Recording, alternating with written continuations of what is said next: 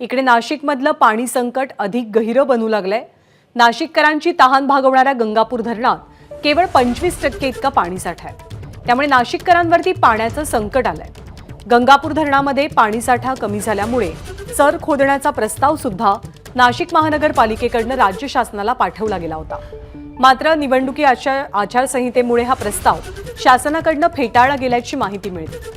नाशिकमध्ये उन्हाची तीव्रता वाढू लागली आणि त्यातच नाशिकमधील पाणी संकट देखील गडद होऊ लागले।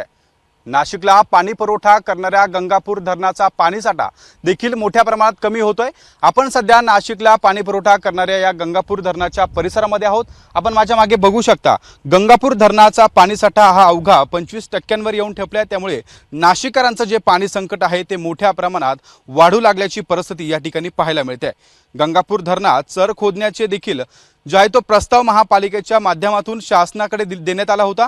त्यामुळे शासनाच्या माध्यमातून देखील या चर खोदण्याच्या निर्णयावर अद्याप कोणताही निर्णय घेण्यात न आल्यामुळे नाशिकमधील पाणी संकट हे अधिकच गडद होण्याची शक्यता वर्तवली जाते। नाशिक शहराला पाणी पुरवठा करणाऱ्या गंगापूर धरणात पाण्याची पातळी खालवल्यामुळे आता जॅकवेलपर्यंत जे पाणी आणण्यासाठी चर खोदण्याचा प्रस्ताव शासनाकडून सध्या फेटाळण्यात आल्याचं देखील बोललं जात आहे।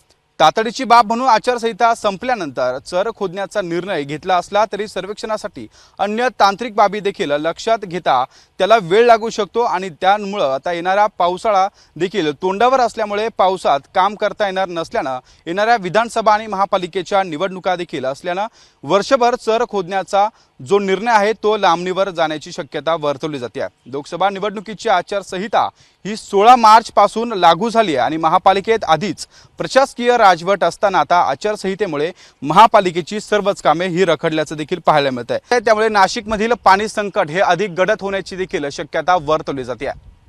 कॅमेरामन किरण कटारेसह शुभम बोडके, एबीपी माझा, नाशिक। एबीपी माझा, उघडा डोळे बघा नीट।